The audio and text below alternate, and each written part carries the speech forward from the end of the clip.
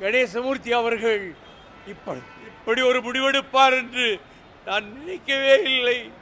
அவர் மறைந்தார் என்ற செய்தியை கேட்பதற்கு முன்பு மருந்து கொடுத்து விட்டார் என்று சொன்னபோதே எனக்கு உயிரெல்லாம் போய்விட்டது.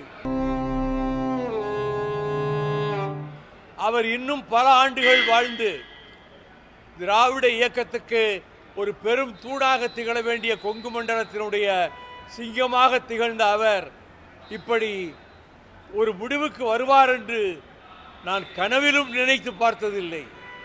அவ்வளவு பெரிய இடி தலையிலே விழுந்ததைப் போல அவர் இந்த இயக்கத்துக்கு பணியாற்றியிருக்கிறார், பொதுமக்களுக்கு பணியாற்றியிருக்கிறார், விவசாயிகளுக்காக கடுமையாக போராடி இருக்கிறார்.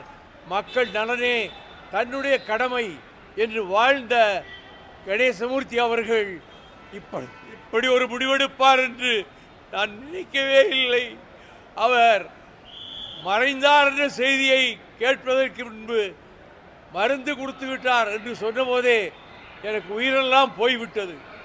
எவ்வளவு துணிச்சலானவர், எவ்வளவு மன உறுதி வாய்ந்தவர், அவராய் இப்படி ஒரு முடிவுக்கு வந்தார் என்று நான் என்னை அதற்கு மத்தியிலே ஏடுகளிலே அவருக்கு எம்பி சீட் கிடைக்காதனால்தான் வருத்தத்திலே அவர் இப்படி செய்து கொண்டார் என்ற செய்தி 1% கூட உண்மை அல்ல. அவருடைய மகளையோ அவரது மகனையோ அங்கே இருக்கக்கூடிய கட்சி தோழர்களையோ மாவட்ட செயலாளரையோ கேட்டால் அது உண்மை என்ன என்பது அப்பொழுதுதான் தெரியும். அப்படி வாழ்ந்த அவர் இந்த இன்னும் பல ஆண்டுகள் வாழ வேண்டிய கணேசமூர்த்தி இப்படி எங்களை நட்டாற்றிலே விட்டுவிட்டு போவதைப் போல போவார் என்று நினைக்கவே இல்லை. செய்திகளை உடனுக்குடன் தெரிந்து கொள்ள உடனே சப்ஸ்கிரைப் பண்ணுங்க.